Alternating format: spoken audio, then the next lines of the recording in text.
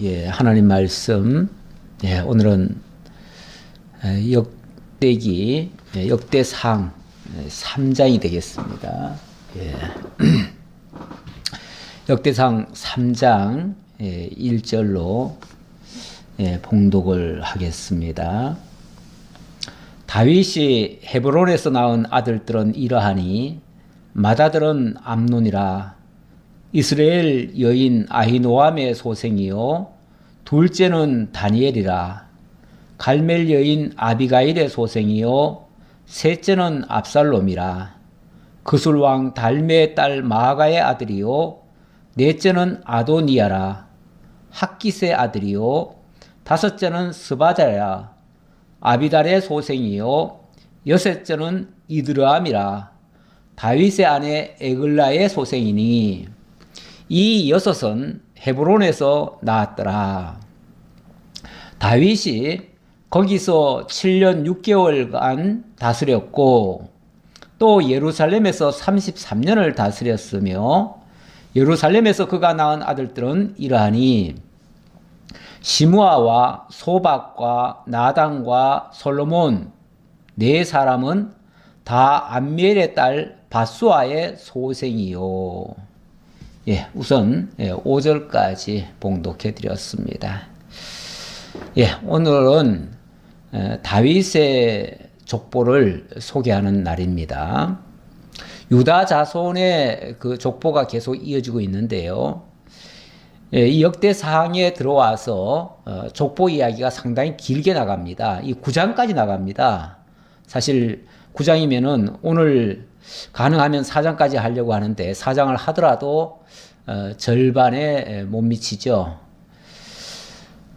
족보 이야기가 어쩌면 좀 지리하게 느껴질 수도 있을 것 같습니다. 뭐 뒤로 가면 조금 더 빨라질 것 같긴 한데요. 예, 이 족보 이야기를 역대상에서 하는 이유는요, 정통성을 이야기하려는 겁니다. 정통성을. 이 역대상은요, 같은 역사책이지만은 사무엘상, 열왕기상하, 그리고 역대상하인데 앞서 사무엘과 열왕기는 남북 왕조 이야기를 다 하고 있습니다. 다 하고 있는데 이 역대상 같은 경우는 여기는 저 북이스라엘에 대한 이야기는 안 합니다. 안 하고 남쪽 유다 이야기만 하고 비록 유다 왕국이 망했지만은 나중에는 망한 것 같았지만은 그러나 하나님의 언약에 의해서 영원히 망하지 않았다.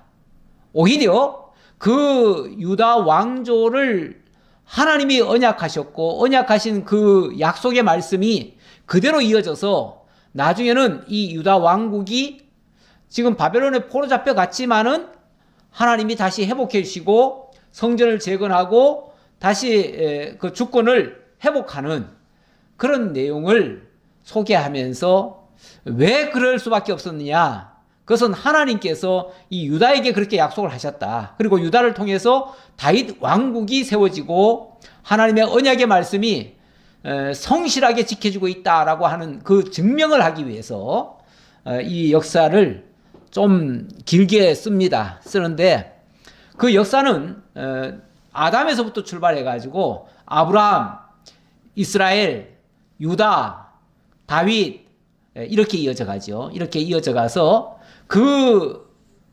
뿌리에서 장차 다윗의 자손 예수 그리스도가 오셔서 영원히 이 다윗 왕국이 영원히 무너지지 않는다라는 것을 증거하기 위한 그러한 섭리의 내용이다. 그렇게 보시면 되겠습니다.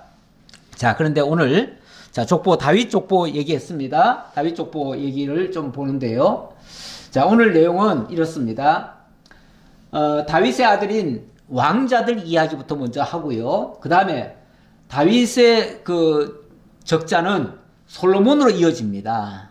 정실 부인의 아들은 아닌데 어쨌든 솔로몬으로 하여금 왕위가 계승이 되어집니다. 그리고 그래서 그 왕의 계보가 쭉 나오고 그 다음에 사장으로 넘어가면 유다의 후손들 가운데서 뭐 그렇게 대단한 화력을 보인 사람들은 아니지만 소라의 자손들과 레가의 자손들, 셀라의 자손들이 대표적인 인물들이 그 속에서도 나옵니다. 그래서 그 대표적인 인물들을 중심으로 좀 소개를 하려고 합니다. 자, 그 내용을 이제 살펴보려고 하는데, 자, 일단 다윗의 아들들 얘기를 좀 해야겠죠. 자, 일단은 다윗이 헤브론에서 6명을 낳았다고 합니다. 사실 이들은 정상적으로 다윗이 결혼을 한 상태입니다.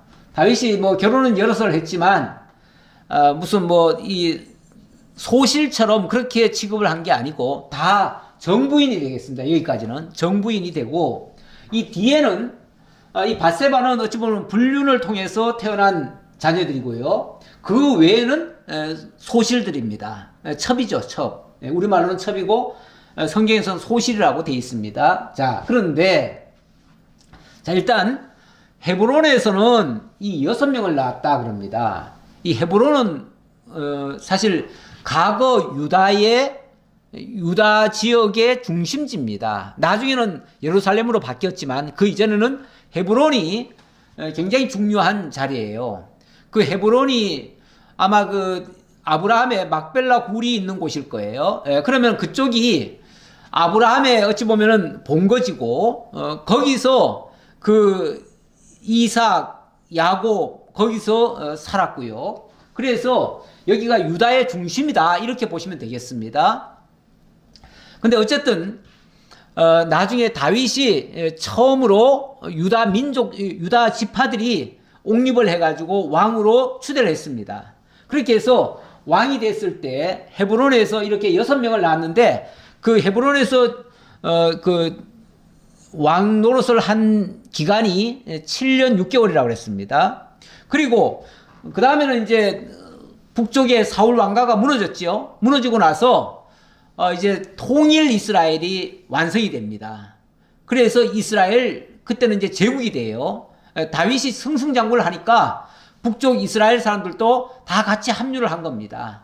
그렇게 해서 다윗을 추대하고 다윗이 전체 이스라엘의 왕이 됐죠. 그때에 이제 나라가 이제 다 전체를 다 정복을 하고 주변 나라들이 다 조공을 바치고 이러니까 나라가 그때는 이제 엄청나게 커졌죠. 커져서 하나님이 처음에 약속했던 그 왕국이 완성이 되어집니다. 하나님이 아브라함에게 동서남북을 바라보라, 이 모든 땅을 너에게 주겠다라고 한 것이 완성된 때가 바로 다윗 왕국 때입니다. 그러니까 예루살렘에서 왕위에 올랐을 때, 그때가 통일 이스라엘 왕국이 된 거죠. 자, 그리고 나서 다 정복하고 나니까 이 사실 너무 형통하고 나면요, 형통할 때 유혹을 받을 수도 있습니다. 근데 그때 엄청난 유혹이 하나 있었죠. 그게 바로 밧세바 사건입니다. 그래가지고 이 밧세바를 그만, 남의 아내입니다. 우리아의 아내인데 우리아의 아내를 취해가지고 거기서 아들 넷을 낳게 됩니다. 그 중에 하나는 죽었고요. 그 다음에 셋 중에서, 여기서 순서로 보면은 솔로몬이 지금 4번째 같아요. 여기서부터 따지면은 10번째입니다. 10번째. 10번째인데 참 놀랍게도 이 10번째 되는 이 솔로몬이 나중에 보니까 왕이 돼요. 왕이.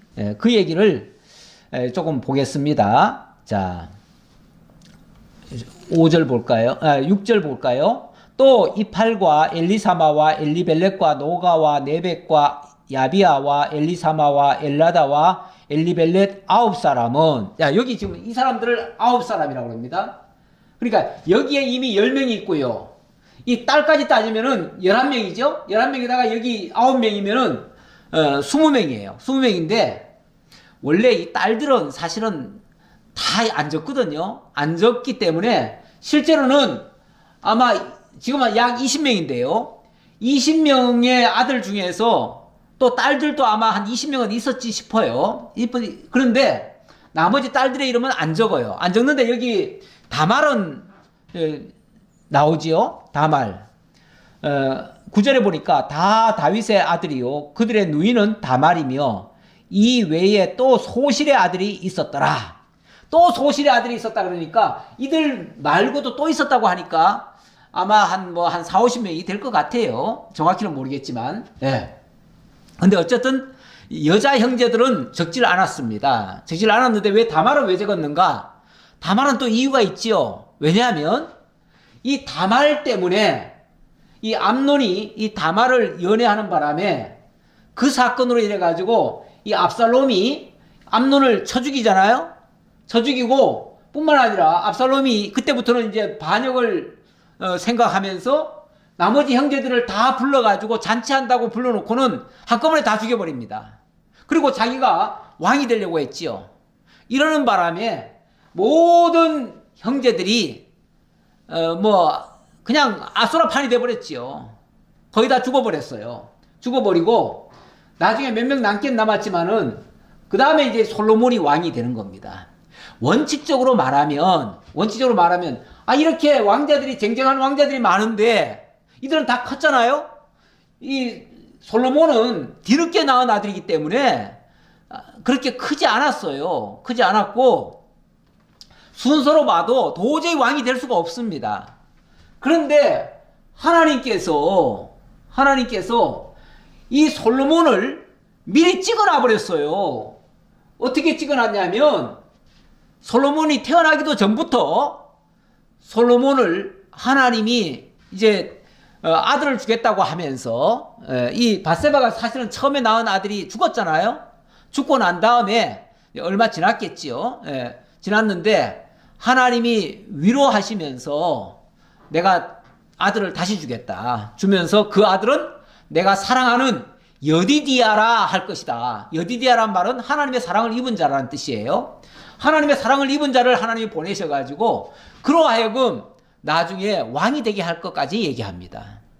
이 이야기가 왜 나오냐면 다윗이 이제 나라를 태평성대를 이뤘잖아요. 이제 그 통일 왕국을 이뤘잖아요. 이루고 나서 자기는 이 좋은 왕궁에서 살고 있는데 하나님의 집은 저 바깥에서 텐트 같이 쳐놓고 그 회막 안에 하나님의 궤가 있잖아요. 그러니까 늘 자기는 좋은 집에 살고 있는데 하나님을 저 바깥에다가 마치 있게 내버려 둔 것 같아가지고 늘 죄송한 마음이었어요. 그래서 하나님의 집을 지어드리겠다고 자기가 성전 지을 준비를 다 해놓습니다. 근데 하나님이 너는 안 돼 그래요. 왜냐하면 너는 피를 너무 많이 흘렸어. 하나님의 성전이 피 흘린 손으로 지을 수는 없지 않느냐 그 말이죠. 그러면서 피를 흘리지 않는 사람의 손으로 내가 짓게 하겠다. 그러려니까 그 사람은 평강의 사람이 돼야 돼요. 그리고 그 시대는 태평성대가 돼야 돼요. 그럴 때에 내가 정말 그렇게 평온한 사람을 세워가지고 그로 하여금 왕위를 잇고 그 나라가 영원히 이어지도록 하겠다. 이런 말씀을 하셔요. 그 말씀이 역대상 22장 9절에 나오는 말씀인데요. 한번 여기 볼까요? 보라, 한 아들이 내게서 나리니 그는 온순한 사람이라. 내가 그로 주변 모든 대적에서 평온을 얻게 하리라. 평온을 얻게 하리라.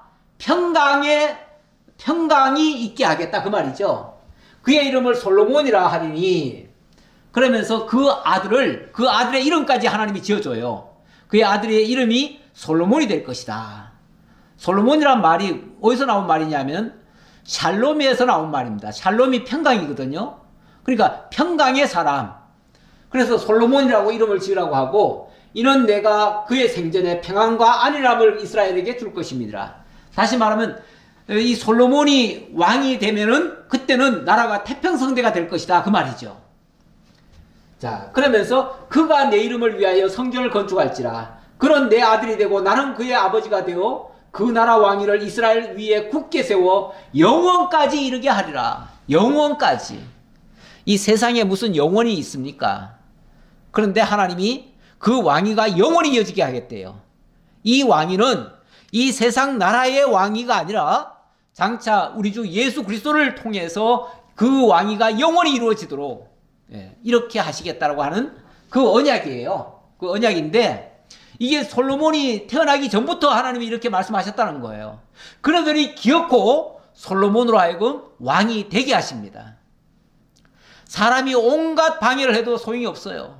오죽하면은 이 압살롬이 사실은 가장 강력한 왕 후보자였거든요. 그래가지고 그 요압이라고 하는 다윗의 충신이 있잖아요. 그 다윗의 충신이 아무래도 다음 왕은 압살롬이 돼야 된다라고 생각을 해가지고 압살롬 편에 서가지고 압살롬을 도와주려고 했잖아요.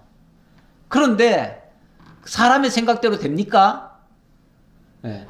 사실은 원칙이야 암논이 장자니까 암논이 돼야지요.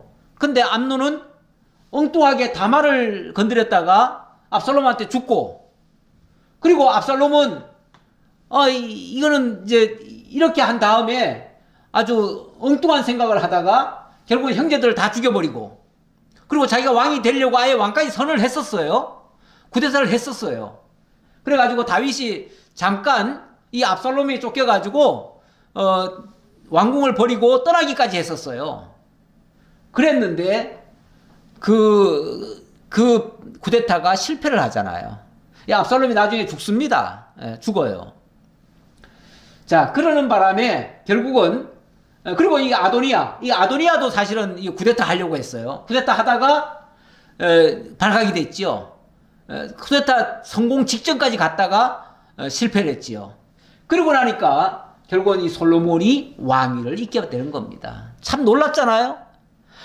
이 한참 후의 사람이 왕이 될 수가 없어요. 원칙적으로는. 그런데 다 자중질환으로 망하고 결국은 하나님이 약속한 이 솔로몬이 왕위를 얻잖아요. 그리고 나서 솔로몬 시대가 태평성대가 이루어져요. 태평성대가 이루어지면서 결국은 솔로몬이 성전을 짓게 되잖아요. 그래서 원래는 적자가 아니지만 이제는 적자가 된 겁니다. 적자가 돼가지고 이제 지금부터는 이제 솔로몬의 그 왕위를 소개합니다. 그러니까 왕의 계보죠. 왕의 계보를 소개합니다. 자, 10절입니다. 솔로몬의 아들은 르호보암이요, 그의 아들은 아비야요, 그의 아들은 아사요, 그의 아들은 여호사밧이요, 그의 아들은 요람이요, 그의 아들은 아하시아요, 그의 아들은 요아스요. 뭐 계속 나갑니다. 계속 이 상당히 그 대가 길게 이어지죠. 여기서부터 쭉 이어지는데 사실은 요 끝에 요시아까지 가는데 요시아에서부터는 또 더 있습니다. 사실은 더 있는데 제가 지금 여기를 안 적었는데요. 예를 들면 여호아하스가 있고요. 이 요시아의 아들이 여호아하스, 여호야김, 그리고 시드기야 이렇게 있습니다. 시드기야가 있고, 그 다음에 이 여호야김의 아들이 여호야긴입니다. 여호야긴이 또 있어요. 예. 근데 여기는 지금 이걸 안 적어놨는데 이 요시야 거기까지 쭉 얘기가 나오지요. 쭉 내려오다가 그 다음에 자 15절 볼까요? 15절. 요시아의 아들들은 맏아들 요하난과 둘째 여호야김과 셋째 시드기야와 넷째 살룸이요. 사실 여기 살룸이라고 넷째 살룸이라고 그랬는데 이 살룸이 여호아하스입니다. 이 살룸이에요. 원래 원 이름은. 근데 왜 이 여호아하스라고 바뀌었냐면은 그 당시 애굽이 이 요시아를 죽였거든요. 죽이고 나서 이 유다를 쉽게 말하면 속국을 삼아버렸어요. 삼고 이 살룸의 이름을 여호아스로 바꿔준 겁니다. 바꿔줬는데 예, 금방 이 여호아스가 금방 이제 잡혀갔죠. 바로 반역을 해가지고 애굽에 반역을 했다가 잡혀갔어요. 잡혀가고 나서 여호야김을 세웠습니다. 여호야김을 세웠는데 여호야김은 또 바벨론이 쳐들어왔죠. 그래서 바벨론이 이 여호야김을 폐위를 시켜버리고 여호야긴, 그의 아들 여호야긴을 왕을 세웠습니다. 왕을 세웠는데 얼마 후에 이 여호야긴이 또 바벨론에 또 대항을 했어요. 그러니까 여호야긴을 데려가 버렸어요. 데려가고 그 다음에 바벨론이 이 시드기야를 왕으로 세웠습니다. 이들은 다 형제들이에요. 형제들이고 여호야김만 그 조카가 되겠죠. 그러니까 마지막 왕손은 누구냐면은 이 여호야긴입니다. 여호야긴. 그런데 나라가 망할 때에 있었던 왕은 요 시드기야. 시드기야는 이 조카 요야긴의 그 삼촌이죠, 삼촌. 삼촌이 되겠습니다. 자, 이렇게 지금 왕위가 쭉 이어져 왔다는 걸 얘기하고 있습니다. 자, 그래 놓고 17절에 보니까 사로잡혀간 여고냐의 아들들은 이렇게 얘기합니다. 잡혀간 여고냐 그러는데, 여고냐가 누구냐면 이 여호야긴의 이름이에요. 이 여호야긴도 어찌 보면은 이름이 바뀐 거예요. 바뀌었는데 여고냐라고도 합니다. 여고냐. 그래서 여러 성경에 여고냐라고 기록이 된 데가 많습니다. 예. 자, 그런데 이 여고냐의 아들들은 그의 아들 스알디엘과 말기람과 부다야와 세나살과 여가마와 호사마와 느다냐요 이렇게 나오는데, 이 여고냐의 아들이 지금 여기 한 5명 지금 얘기했잖아요. 얘기해놓고 그 다음에 그러니까 여고냐의 아들 중에 누가 있었냐면 스알디엘을 먼저 얘기했지만 그건 형이니까 먼저 얘기한 거고, 여기 부다야가 나옵니다. 부다야가 나오고, 이 부다야의 아들이 누구냐면은 스룹바벨입니다. 19절에 부다야의 아들들은 스룹바벨과 이렇게 나오죠. 스룹바벨. 왜 이걸 제가 적었냐면은 이 여고냐가 잡혀갔는데, 그리고 나서 여고냐의 손주죠. 스룹바벨이. 손주 때에 스룹바벨이 유다로 돌아옵니다. 돌아와서 뭘 하냐면은 성전을 재건을 해요. 성전 재건. 그러니까 여고냐 때에 잡혀갔는데 스룹바벨 때 돌아와요. 이때의 기간이 얼마냐면 70년입니다. 70년. 하나님께서 예레미야 선지자를 통해서 너희 백성들 바벨론이 잡으러 오거들랑 순순히 따라가라. 너들 죄 때문에 하나님이 이렇게 징계로 보내는 거니까. 그리고 이 땅은 좀 쉬게 할 거니까 순순히 그냥 따라가라. 그러면 내가 70년 만에 돌아오게 하겠다 그랬는데, 그런데 놀랍게도요, 무슨 역사가 있냐면 진짜 하나님이 돌아오게 하셔요. 예, 돌아오게 하시는데, 돌아올 때에 돌아오기 전에 하나님이 먼저 이 여고냐가 잡혀갔다고 그랬죠? 이 여고냐를 하나님께서 회복을 시켜줍니다. 다시 말하면 죄수로 끌려갔는데 바벨론 왕이 갑자기 해방을 시켜요. 그러니까 감옥에서 이끌어내 가지고 복권을 시켜요. 복권을. 다시 말하면 왕위를 다시 준다 그 말이에요.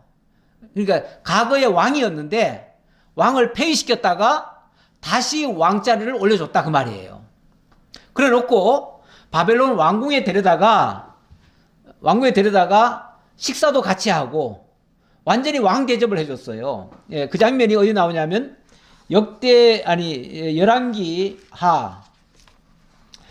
열왕기하 마지막 장에 보면은 나옵니다. 마지막 장 25장 27절에 나옵니다. 거기 한번 제가 읽어보겠습니다. 유다의 왕 여호야긴이 사로잡혀간 지 37년 곧 바벨론의 왕 에윌 무로닥이 즉위한 원년 12월 그달 27일에 유다의 왕 여호야긴을 옥에서 내놓아 머리를 들게 했다. 그 말은 회복을 시켰다 그 말이죠. 그 월위에 쉽게 말하면 왕관이 있잖아요. 왕관이 있었는데 그걸 박탈을 시켰다가 그 머리에 왕관을 다시 씌워줬다 그 말이에요. 그리고 그에게 좋게 말하고 그의 지위를 바벨론에 있는 그와 함께 있는 모든 왕의 지위보다 높이고, 이 바벨론은요 세계 여러 나라들을 다 정복해가지고 그 왕들을 다 잡아왔거든요. 잡아왔는데 그들 왕들 중에서 제일 높였다. 이 여고냐를 제일 높였다 그 말이죠. 그리고 그 제수의 의복을 벗게 하고 그의 일평생에 항상 왕의 앞에서 양식을 먹게 하였고, 그가 쓸 것을 날마다 왕에게서 받는 양이 있어서 종신토록 끊이지 아니하였더라. 한마디로 왕 대접해줬다 그 말이죠. 왕 대접. 그러니까 여고냐의 아들 부다야, 이 부다야의 아들이 스룹바벨인데, 자 이렇게 대접을 받을 때 결국은 스룹바벨 때 와가지고 갑자기 해방령을 내리는 겁니다. 이때 바벨론 제국에서 크게 활약한 사람이 누구냐면 다니엘이죠. 다니엘이 왕궁에 가서 그 바벨론을 위해서 그렇게 충성을 했습니다. 그랬더니 그러니까 이 다니엘은요 하나님의 뜻을 안 사람이에요. 하나님의 뜻을 알았기 때문에 바벨론에 대항을 한 게 아니라 바벨론에 협조를 해줬어요. 협조를 해주면서 그 왕의 신임을 받은 거예요. 그리고 그 왕은 여고냐, 끌려온 여고냐는 복권이 되고요. 복권이 되고, 그리고 그의 손주 때, 이 바로 스룹바벨 때는 갑자기 페르시아의 고레스 황제가 등장을 합니다. 등장을 하더니 이 고레스가 하나님의 응답을 받습니다. 응답을 받고, 그리고 하나님의 명을 전합니다. 그 명을 전하는 것이 아주 놀라운 일이죠. 이거는 역대하 끝에 가면 있습니다. 에스라에 가도 있고요. 에스라를 볼까요? 에스라 1장에나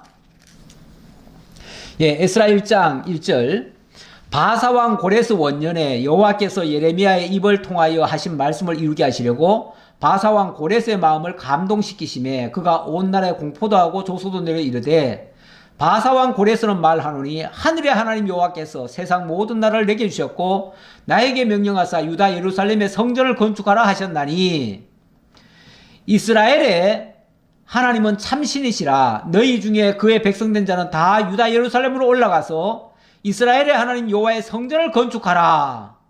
그는 예루살렘에 계신 하나님이시라. 이렇게 말합니다. 그러니까 이 고레스가 갑자기 칙령을 내려가지고 너희 백성들은 다 유다 땅으로 올라가서 성전 건축하라. 그러니까 그때의 여고냐의 손주인 이 사람도 그러니까 왕손이죠. 왕손이에요. 그러니까 왕은 아니지만 왕의 자격을 가지고 있는 사람이죠. 이 사람이 백성들을 이끌고 고국으로 돌아와서 제일 먼저 한 일이 성전을 재건한 것이다 그 말이에요. 그러니까 이제는 뭐 나라는 이미 바벨론 속국이 됐으니까 정식으로 이스라엘 나라라고 하는 그 이름을 가질 수는 없습니다. 이름을 가질 수 없고 또 왕 노릇을 할 수는 없습니다. 하지만 성전을 지어가지고 성전을 통해서 하나님을 섬길 수 있다면 이게 왕 노릇하는 거나 뭐가 달라요? 똑같지요. 그 성전을 통해서 이스라엘 백성들을 지도할 건데요. 하나님의 말씀으로 지도할 건데요. 그러니까 하나님의 통치가 이루어지도록 만드는 거죠. 원래 왕이라고 하는 게요. 사람이 왕 노릇하는 게 최고가 아닙니다. 다윗이 처음에 왕이 됐을 때 다윗도 그랬고요. 솔로몬도 마찬가지입니다. 솔로몬도 왕이 되었을 때 하나님 앞에 그렇게 고백하지요. 나는 작은 아이라 이 백성을 다스릴 줄 모릅니다. 그러니까 하나님 지혜를 주십시오.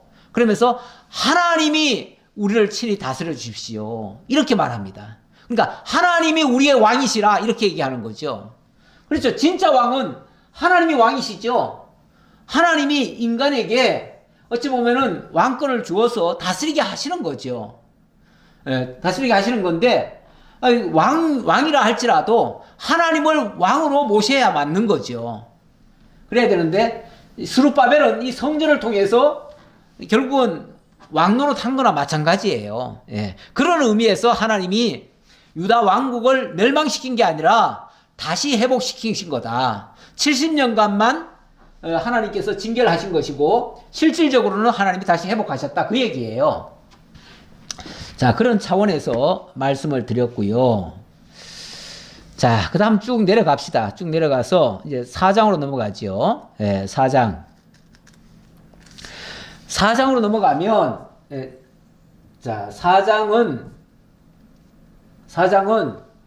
유다의 이제 후손들 가운데, 그러니까 다윗 왕조의 그 후손은 아니고, 그 왕손은 아니고요. 왕손은 아닌데, 그러나 왕손은 아닐지라도 유다의 자손들은 많이 있잖아요. 그런데 그 유다의 자손들이 이제 갈래가 몇 갈래가 있는데 그 갈래 중에서 소라의 자손들이 있습니다. 이 소라의 자손들 가운데는 유명한 사람이 하나 나오는데 이 사람은 바로 여기 야베스라고 하는 사람입니다. 그래서 야베스라는 사람에 대해서 사람들이 생각하는 바들이 있어가지고 거기에 대해서 제가 좀 설명을 드리려고 요 내용을 좀 가져왔습니다. 자, 일단 4장 1절 보지요.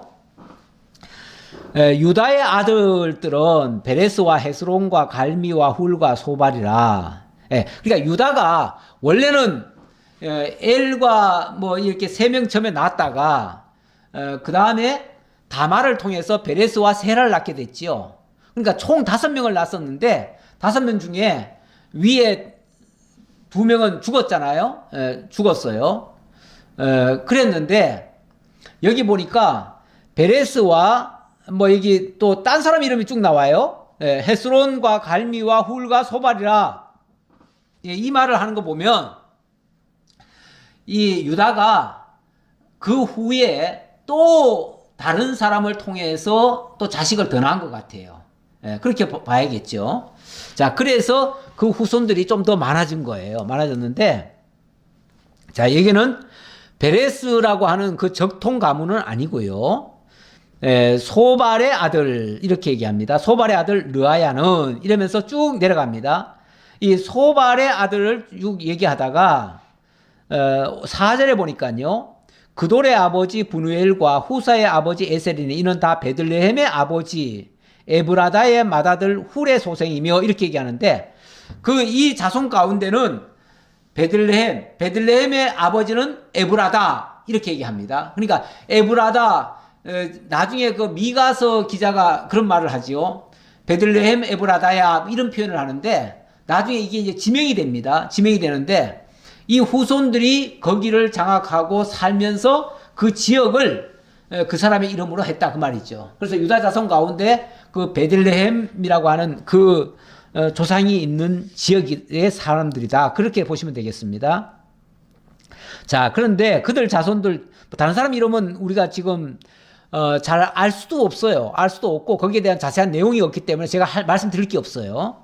자, 쭉 내려가다가 9절 보겠습니다. 9절. 야베스는 그의 형제보다 귀중한 자라. 그의 어머니가 이름하여 이르되 야베스라 하였으니 이는 내가 수고로이 낳았다 함이었더라. 갑자기 그 야베스 이야기가 나오네요. 근데 이 야베스는 태어날 때 여기 야베스에 대해서는 좀 더 설명이 많이 나와요. 다른 거에 비해서 다른 사람들에 비해서는 좀 많이 나와요. 그러니까 일단 설명이 많이 나온다고 하는 것은 좀 중요한 인물이다라고 볼 수 있습니다. 그래서 설명을 안 하고 넘어갈 수가 없어요. 근데 여기 일단은 이 사람의 이름이 야베스입니다. 왜 야베스가 됐냐면 이 어머니가 이 야베스를 낳다가 죽을 지경이 됐습니다. 거의 죽을 뻔했습니다. 그래가지고 내가 너 낳다가 죽을 뻔했다. 그래가지고 내가 너무너무 고생했다. 고생했다는 뜻으로 야베스라 그렇게 이름을 지은 겁니다. 이는 내가 수고로이 낳았다 함이었더라. 내가 수고롭게 낳았다. 내가 죽을 뻔했다 그 말이에요. 죽을 뻔하면서 너를 낳았다. 이렇게 죽을 뻔하면서 난 그 아들이 나중에 어떻게 되는가? 굉장히 큰 인물이 되어져요. 우리 하나님이 꼭 그러지요. 약한 자 들어다가 강한 자 부끄럽게 하시고, 그러니까 본래부터 강하고 본래부터 잘나고 이런 사람이 아니라 겨우겨우 산 사람들, 그런 사람을 들어다가 하나님이 크게 쓰시는 경우도 있어요. 그 스파르타라고 하는 걸 아시죠? 그 그리스 밑에 지금의 고린도 지역 같은 데서 살던 나라가 원래 스파르타입니다. 스파르타. 근데 그 스파르타에는 사람들이요, 아기가 태어났는데 만약에 병약하잖아요? 그러면 이거는 사람 구실을 못한다고 갖다 버립니다. 그리고 또 자라다가 조금 뭐 병이 들어가지고 시들시들 하잖아요? 그러면 또 죽여버립니다. 그냥 갖다가 그냥 공동묘지 갖다 던져버립니다. 왜요? 스파르타는 아주 철두철미하게, 그건 엘리트 교회라고 할 수도 없고 뭐라고 해야 됩니까? 자관, 이 강한 자만을 살아남게 하고 강한 자를 통해서 나라가 세워져야 강한 나라가 된다. 이렇게 믿습니다. 그래가지고 아이들도 아주 강하게 훈련시키죠. 혹독하게 훈련시키고 그러다가 죽으면은 갖다 버리는 거예요, 그냥. 그리고 강한 놈만 살립니다. 세상에는요, 은근슬쩍 이게 동물의 습성이에요. 동물 중에는 그런 게 있습니다. 동물은 아주 자녀들을 강하게 키우기 위해서 독수리도 왜 자녀들 키울 때 양육할 때 보면은 높은 데 가서 그냥 떨궈버리잖아요. 물론 뭐 마지막에 가서 땅바닥에 떨어지기 직전에는 건져주기는 하지만은 그렇게 혹독하게 훈련을 시킵니다. 그러다가 뭐 죽으면 갖다 버리는 거죠. 이렇게 동물의 세계는 그렇습니다. 동물의 세계는. 그런데 우리 하나님의 나라의 법칙에는 약한 자를 하나님이 오히려 들어서 쓰시는 경우가 많아요. 이 야베스도 그런 사람 중에 하나다 그 말이에요. 자, 그런데 이 야베스가 뭘 했는가? 야베스가 이스라엘 하나님께 아뢰어 이르되 주께서 내게 복을 주시려거든 나의 지역을 넓히시고 주의 손으로 나를 도우사 나로 환난을 벗어나 내게 근심이 없게 하옵소서 하였더니 하나님이 그가 구하는 것을 허락하셨더라. 네. 이 야베스가 하나님 앞에 기도를 많이 했다는 거예요. 하나님이 내게 복을 주시려거들랑 나의 지역을 좀 많이 넓혀 주십시오. 나의 지경을 넓혀 주십시오. 이렇게 기도했다는 거예요. 네. 우리말로 하면은 나 땅 좀 많이 차지하게 해주세요. 그 말이죠. 그러면서 하나님이 주의 손으로 나를 도와서 환난을 벗어나서 내게 근심이 없게 하옵소서. 네. 다시 말하면 물질적인 축복 많이 받고 또 내 심령의 평안도 많이 얻고 그리고 영적으로도 부하게 되고 어떤 사람들이 요한 1서를 가지고 그렇게 기도를 많이 하지요. 하나님은 이 물질적으로도 풍요롭게 하시고 또 마음으로도 평안을 주시고 영적으로도 강건하게 하기를 구한다고. 그래서 그걸 뭐 삼박자 구원이라고 하던가요? 뭐 자관 우리는 그렇게 많이 안 하다 보니까 그걸 제가 잘 못 외우는데 그런 식으로 하는 예가 많은데 지금 여기 야베스의 기도가 쉽게 말하면 그런 기도예요. 그런 기도. 이런 기도를 했더니 진짜 그런 복을 받았다 그 얘기예요. 그래가지고 이 야베스의 기도라고 하는 게 이 윌킨슨이라는 분이 이 기도를 책을 만들기도 했고 또 스펄전이 또 이 책을 만들기도 했습니다. 그래가지고 이 야베스의 기도가 유명한 베스트셀러들입니다.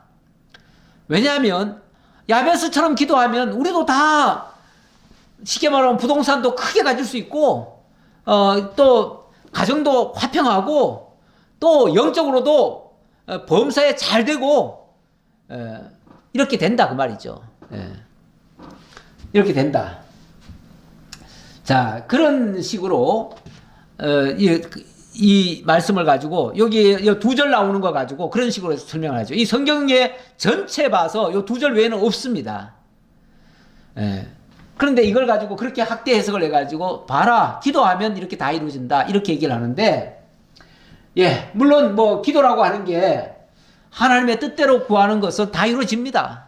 다 이루어지니까 기도해서 이루어졌다고 하는 말이 틀린 말은 아닙니다. 하지만 이 맥락을 보셔야 돼요. 이게 어떤 가운데서 이런 역사가 있었는가 그걸 보셔야 되는데 이 야베스가 누구냐면요. 이 야베스의 할아버지가 갈렙입니다. 갈렙이에요.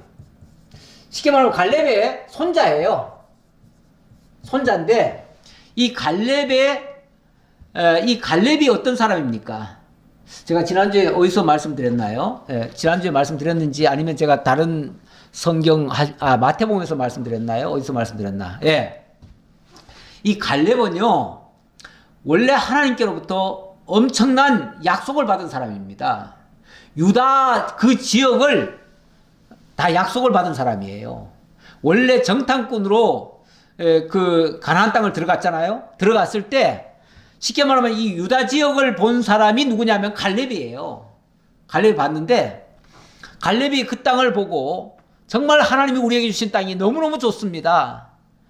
그랬는데 다른 10명의 정탐꾼들은요, 뭐라고 그랬냐면 우리는 그 땅에 들어가면 우리가 다 죽습니다. 우리는 메뚜기 떼밖에 안 됩니다.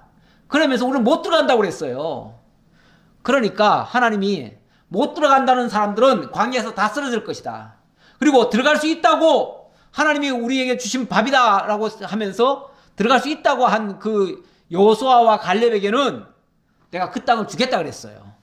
그랬으니까 당연히 이 갈렙은 유다 땅을 다 하나님께로부터 쉽게 말씀드리면 약속을 받은 거예요. 약속을 받았는데 나중에 80세가 넘어가지고 85세가 됐을 때 다른 같이 갔던 사람들은 다 광야에서 다 쓰러졌습니다. 그런데 여호수아와 갈렙은 약속의 땅 가나안을 들어가게 됐지요. 들어갔는데 그때는 아직 땅을 정복하지 않은 땅 아닙니까? 그런데 이 갈렙이 그 하나님의 약속을 근거로 해가지고 여호수아, 그 당시 이제 지도자가 여호수아 아닙니까? 여호수아한테 가가지고 내 나이 85세지만 나 이 땅 다 차지할 수 있습니다. 그러니 하나님이 약속하신 이 땅 우리에게 주십시오 라고 당당하게 요구를 합니다. 그랬을 때 여호수아도 같이 들었잖아요. 그때 하나님께로부터. 그랬으니까 그렇지, 하나님께서 너에게 약속했으니 이 땅은 다 너의 땅이다 라고 준 거예요. 그런데 그 땅을 정복한 땅입니까? 정복하지 않은 땅입니까? 정복하지 않은 땅이에요.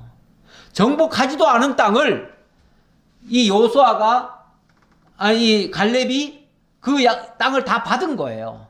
받았는데 이 갈렙이 85세인데도 불구하고 하나님을 믿고 그 땅을 많이 정복을 했습니다. 했지만은 다 정복한 건 아니에요. 남쪽 지역은 정복을 못했어요. 못했는데 그의 딸 악사가 있습니다. 악사의 남편이 누구냐면 온니엘입니다. 온니엘. 예, 잠깐만요. 예, 그 얘기는 아마 이 다음 장면에서 나오겠습니다. 다음 장면에서 봐야겠는데요. 아, 여기 나오네요. 11절부터 좀 볼까요? 11절.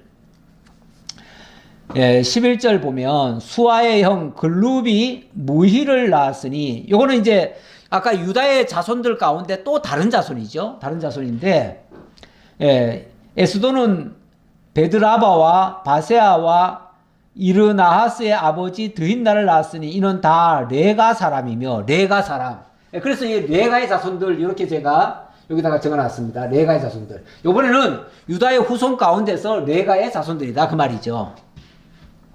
그러면서 이들이 쭉 내려가다가 어디 나오냐면, 쭉 내려가다가 조금 더 볼까요? 15절. 여분네의 아들 갈렙의 자손은 이루와 엘라와 나함과 엘라의 자손과 그나스요. 이렇게 나오는데, 여기 이제 갈렙 얘기가 나왔지요? 이 갈렙의 이 조카가 누구냐면은, 이 온니엘입니다.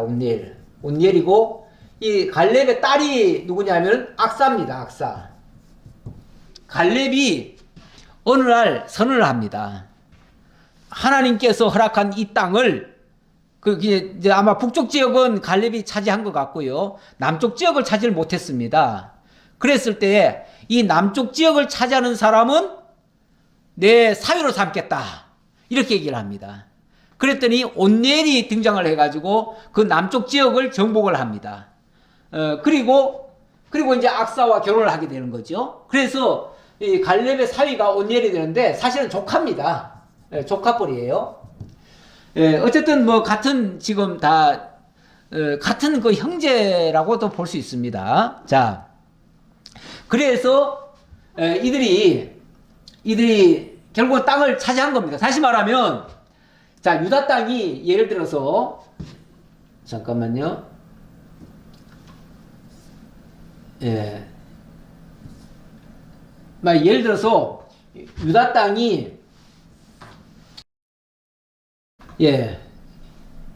여기가 유다 땅이죠. 여기가 이만큼 유다 땅입니다. 유다 땅인데 이 위쪽은 어느 정도 차지했다고 봅시다. 그런데 이 아래쪽을 차지 못했었거든요. 차지 못했는데 아마 여기를 이 온니엘이 차지한 것 같아요. 예, 그랬고 그 나머지 땅이 쉽게 말하면 야베스가 또 차지하는 거죠. 야베스. 그러니까 쉽게 말하면 갈렙이 있고요. 예, 이쪽인지 자세히는 모르겠지만은 어쨌든 한 부분을 쉽게 말하면 온니엘이 차지했다고 합시다. 여기라고 합시다. 일단은 그러면은 아까 야베스가 있잖아요. 야베스. 이 야베스도 쉽게 말하면 한 축을 차지하는 거예요.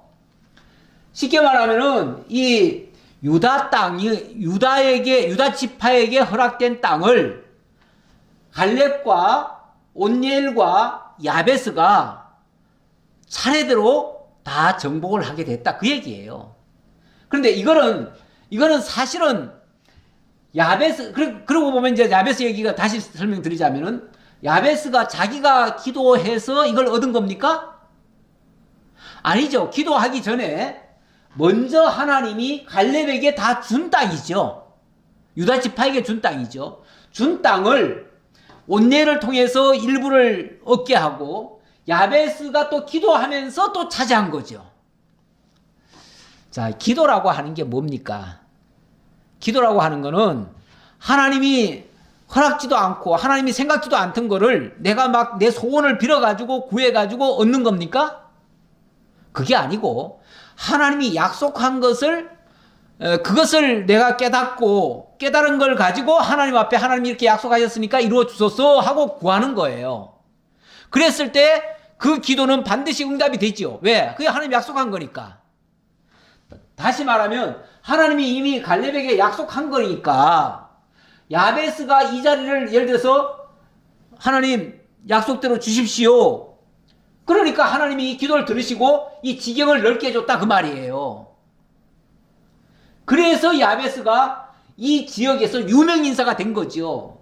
마찬가지예요. 온니엘도 그래서 이 지역을 다 차지해서 이 온니엘이 나중에 뭐가 되냐면 사사가 됩니다. 사사가 돼서 이 남쪽 이쪽도 차지했지만은 나중에는 전 이스라엘을 다 살리는 그 역할까지 합니다. 이게 이제 이렇게까지 했다는 것을 지금 말씀드리고요. 자, 나중에 보면 이 사사가 어떤 일까지 했냐면 온니엘 사사기에 보면 이런 일이 있었어요. 3장 7절에 이스라엘 자손이 여호와의 목전에 악을 행하여 자기들의 하나님 여호와를 잊어버리고 바알들과 아세라들을 섬긴지라. 참 얼마 안 가서 이스라엘 백성들이 이런 짓을 했다 그 말이에요. 그랬을 때에 여호와께서 이스라엘에게 진노하사 그들을 메소포타미아 왕 구산 리사다임의 손에 파셨으므로 이스라엘 자손이 구산 리사다임을 8년 동안 섬겼다. 다시 말하면 그 당시도 8년 동안이나 주권을 잃어버렸었다 그 말이죠. 그랬을 때 이스라엘 자손이 여호와께 부르짖으며 여호와께서 이스라엘 자손을 위하여 한 구원자를 세워 그들을 구원하게 하시니 곧 갈렙의 아우 그나스의 아들 온니엘이라. 그러니까 갈렙의 조카가 되는 거죠. 이 온니엘에게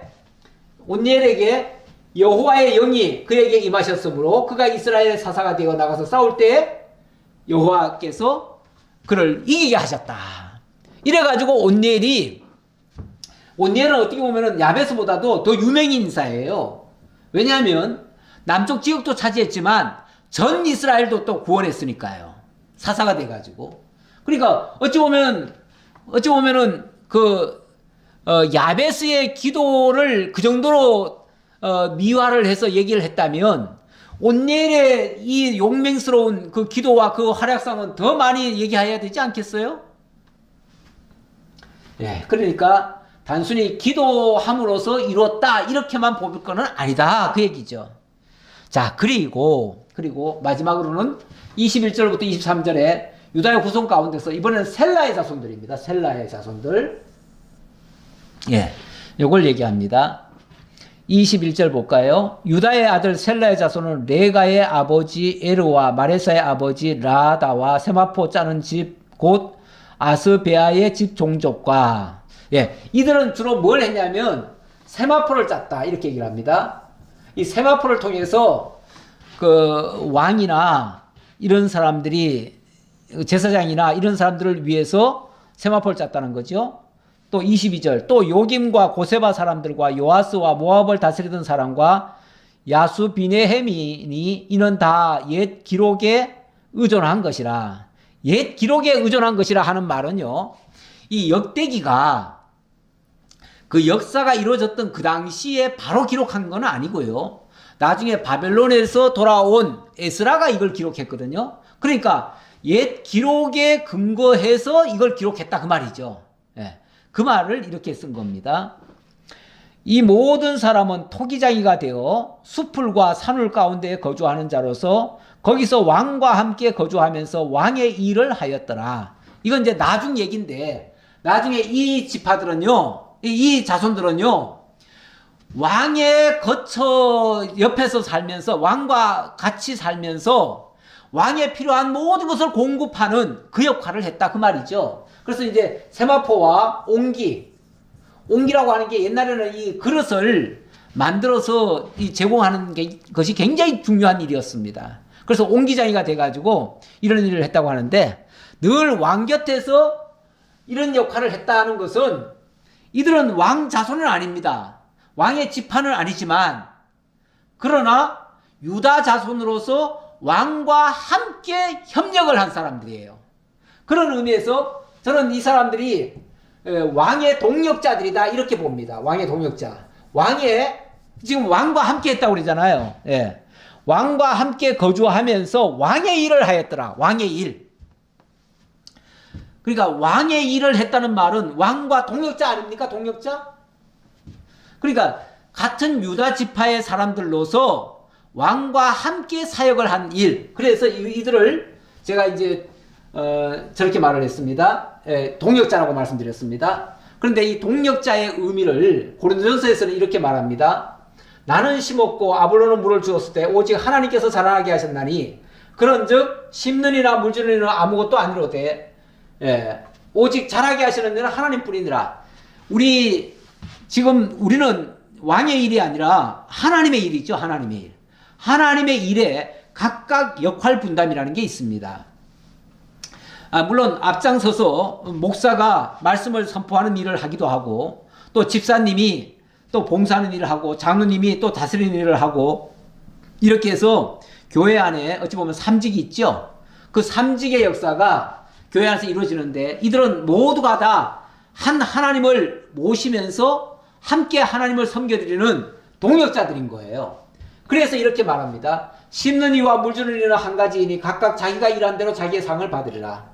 우리는 하나님의 동역자들이요 너희는 하나님의 밭이요 하나님의 집이니라.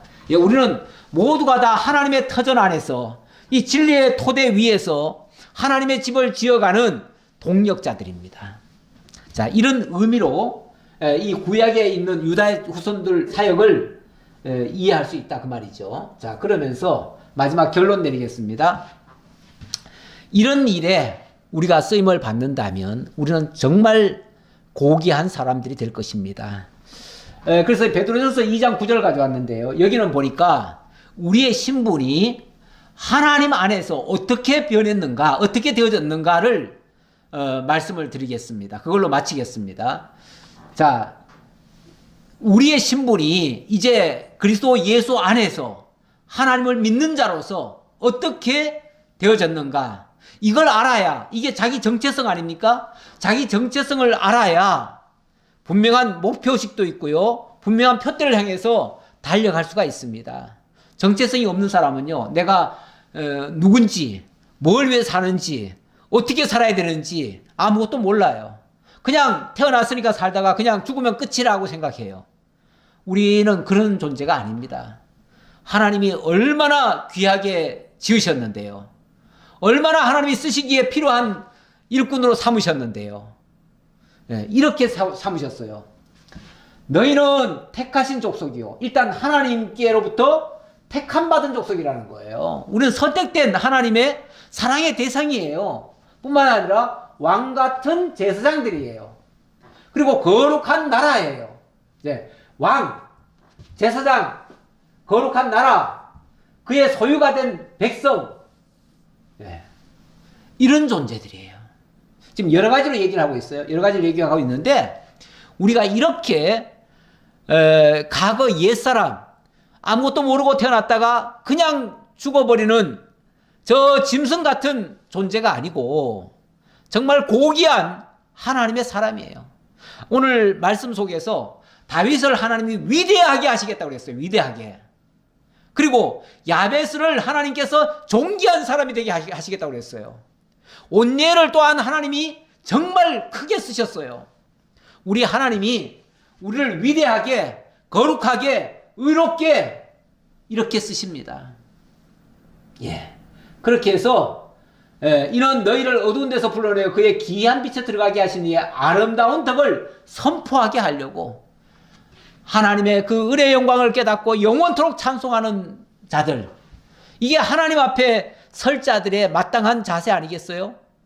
우리는 이제 이 땅에 살다가 끝나는 인생들이 아니고 영원히 하나님과 함께할 자들이에요. 우리 하나님이 왕이시고 그분과 영원토록 정말 왕노로 참여할 자들이에요. 그 영광에 참여할 자라면 얼마나 존귀한 자들입니까? 얼마나 또 위대한 자들입니까? 그래서 우리를 왕 같은 제사장들이라고 얘기를 하는 거예요. 하나님의 특별 소유라고 얘기하시는 거예요. 하나님의 특별 소유를 어떻게 함부로 다루겠습니까? 우리 하나님이 존귀 여기시는데요. 우리 이런 자긍심 가지고 이 땅에서 비록 우리가 지금 거친 이 세상에서 살고 있지만 이런 자긍심 가지고 힘차게 살아가시면서 올 2023년도 정말 우리에게 주어진 일, 역할 잘 감당하면서 승리하시면서 하나님께 영광 돌리는 그러한 삶이 다 되시기를 진심으로 축원합니다. 아버지 하나님 감사합니다. 오늘도 저희들에게 역대기를 통해서 족보에 나타난 하나님의 소중한 사역들, 하나님의 놀라운 역사들, 그 역사를 통해서 다윗의 왕위가 영원하리라고 하신 우리 주 예수 그리스도를 통해서 영원히 이루시는 거기에 우리를 또 참여시켜 주신다고 하는 이 놀라운 사실을 발견했습니다. 그 은혜 속에서 하나님께 영광 돌리며 살아가는 저희 모두가 되게 하옵소서. 인생의 본분 제대로 깨닫고 찬양하며 살아가는 저희 모두가 되게 하옵소서. 감사드렸고 예수님 이름으로 기도하옵나이다. 아멘.